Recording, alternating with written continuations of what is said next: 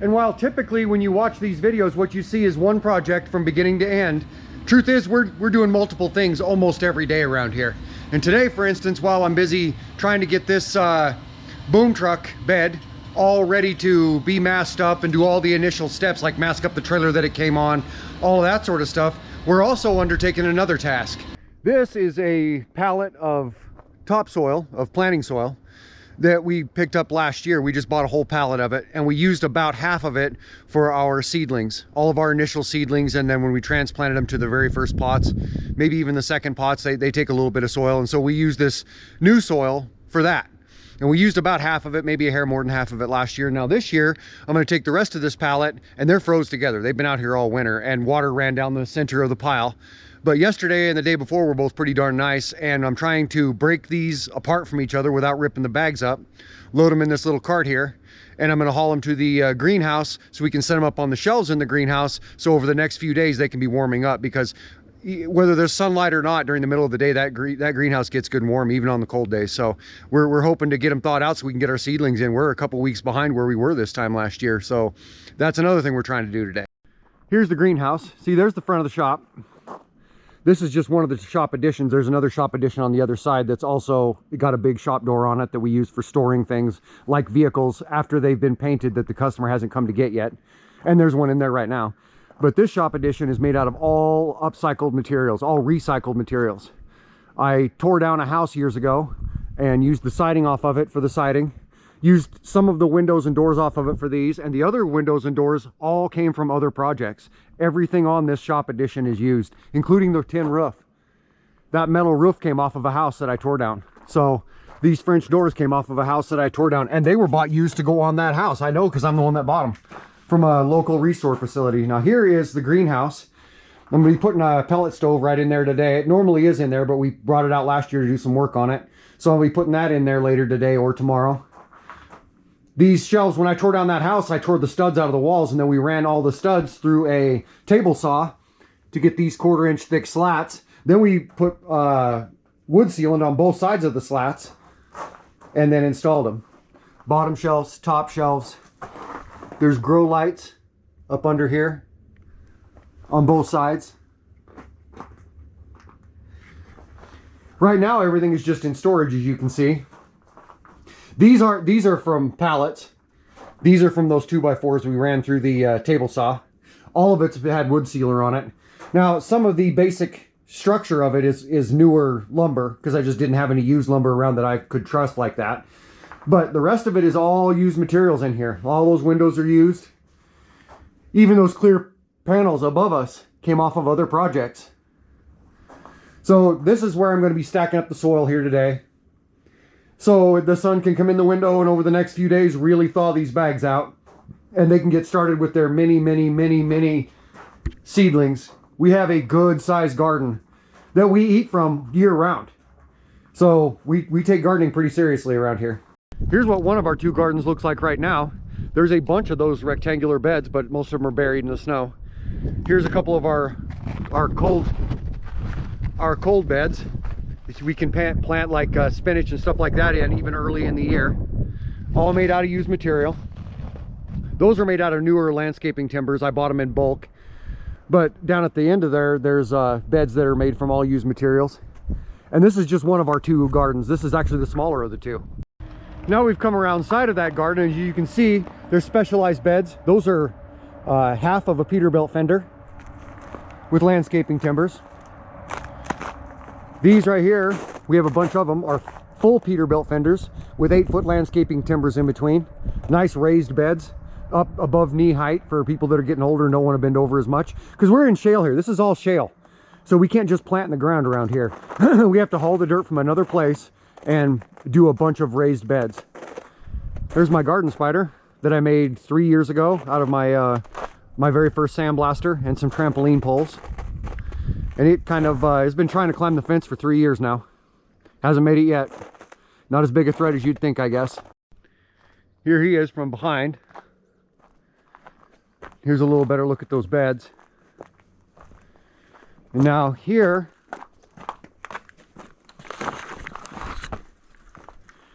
is some more of those, I call them Peterbilt beds. with just some pig panel in between, because we do all kinds of squash and things that vine, just so we can grow vertically as well, make the best use of our space. These are Peterbilt fenders that are, there's a full one, there's a full one, and then I cut about a foot section out of another one, and you have to put one of those on each side to make them perfectly circular, because if you match them up together, they'll be more of a football shape. But if you do the extra step, they'll be circular. And these are great for potatoes, things like that. Here's that yard furniture I made last year out of trampoline poles and pallets, and it just sits outside all winter. There's my Doctor Who TARDIS that covers up the electrical outlet for the place. There was originally a trailer house right here, and that was the electrical for it, and I just left it all in place so we would have electricity close by. This is also where our internet comes into the property, so I just put that over that to protect it. It's got two sets of opening doors right here on this side and on the other side, double doors that open so you can access everything from two sides. As you can see, there's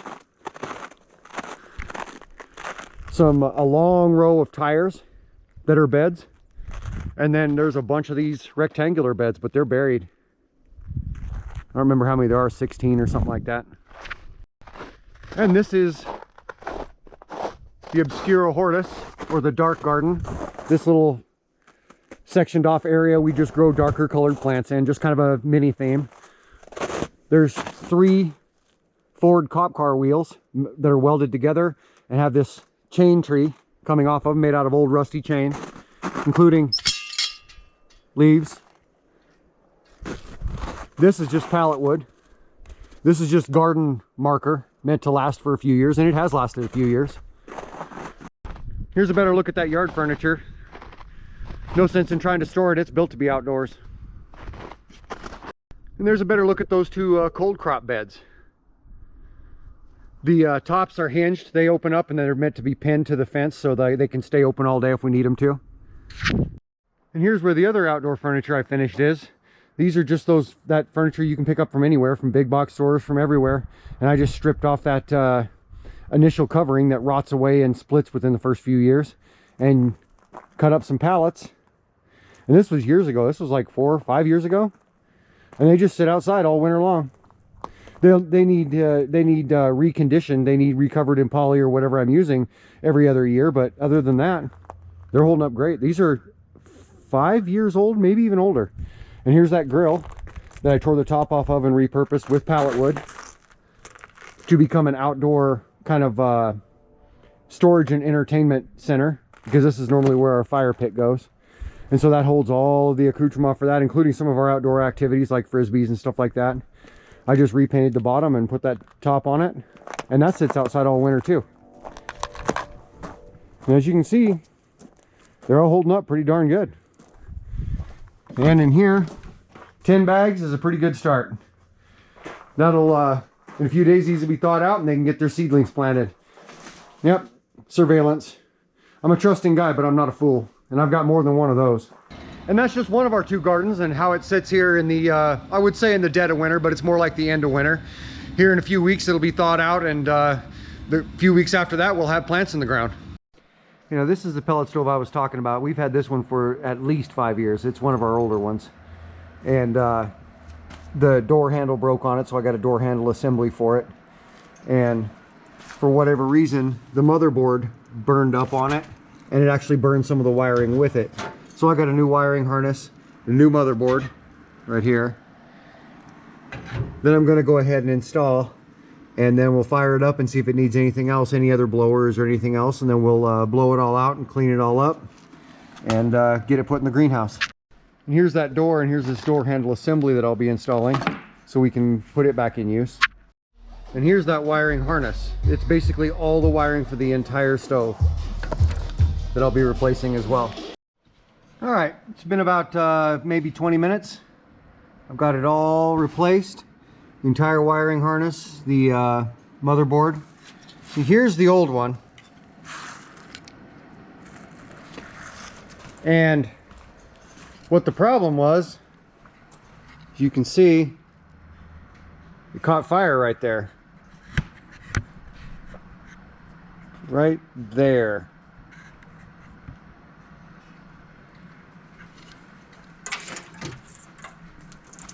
And here's the wiring harness that was plugged into where it shorted out.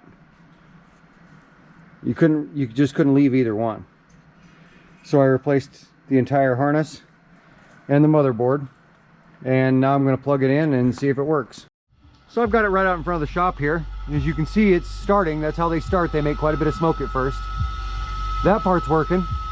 All that's left is to see if the auger is turning, and if the blower kicks on. That's the blower back there. That's the exhaust blower. That's the air blower. And we'll see if the auger, which is right there, turns. And if it does, then we'll see if the exhaust or the air blower kicks on. And if all that works, that means this stove works, and it's time to put it back in the shop. It's making fire. It's only got a couple more steps to pass, and we'll if it passes them, then we'll go ahead and put it in the greenhouse. All right, it's blowing hot air. Everything's working. The rotor, the auger's turning. The fan's on. Everything's working. Fan doesn't sound great, so I've got spare motors. I've got spare everything you'll ever need for one of these pellet stoves. So I'm going to replace that air fan tomorrow and this exhaust fan, because neither one of them sounds great.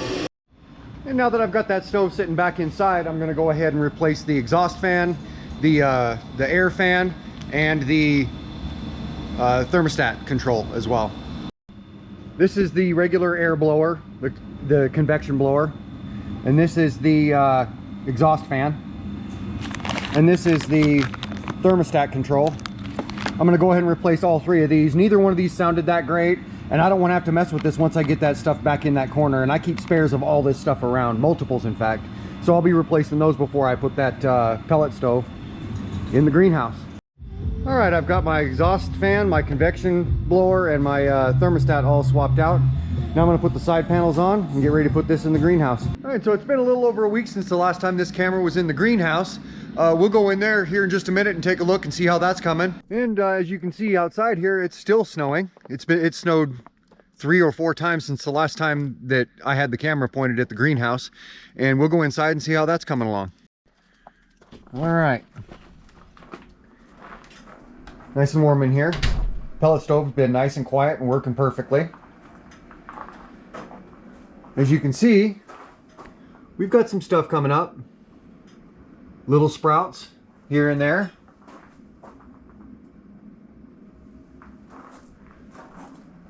Over here, same thing. Little sprouts here and there. The lettuce is coming up nicely.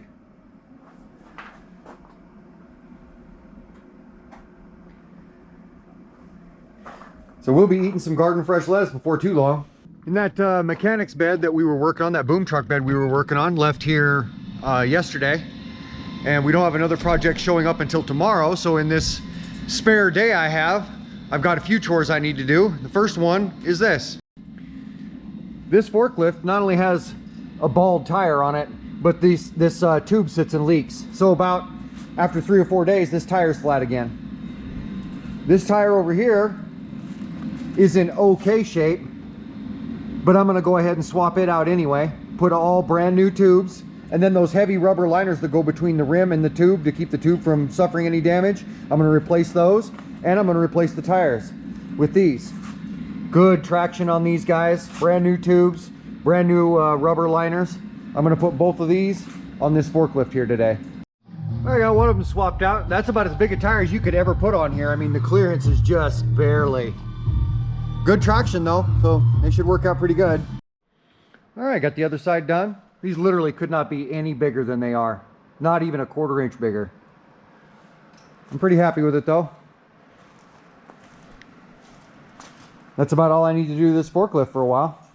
Okay, so we got that mechanics bed done here a few days ago, and we've got the Peterbilt 379 that goes under it in here. Got all the body work done, got the wet sanding primer on, got the chassis painted, and we're waiting for all that stuff to cure out to go on to the next step. So for now, we should probably just go back out to the greenhouse and check out how that's going. So now here it is about 4 or 5 days, maybe even 6 days after the last time I was in the greenhouse. And again, we got another blizzard out here. There's my next project. As soon as we get done with this Peterbilt we've got in here, we're going to be pulling that Kenworth in.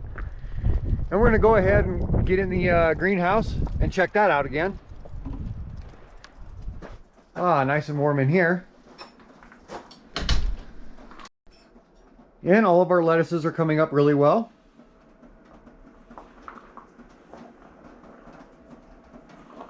And we're getting a bunch of other stuff like peppers coming up. And garlic chives, that's what these are, coming up.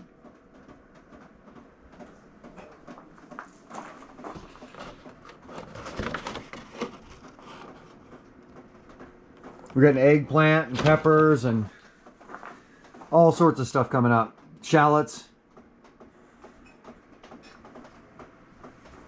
Now if we can just get winter to go away, we can go ahead and get some of this stuff in the ground. So that kind of catches you up to where we're at here at the very end of March and the very beginning of April.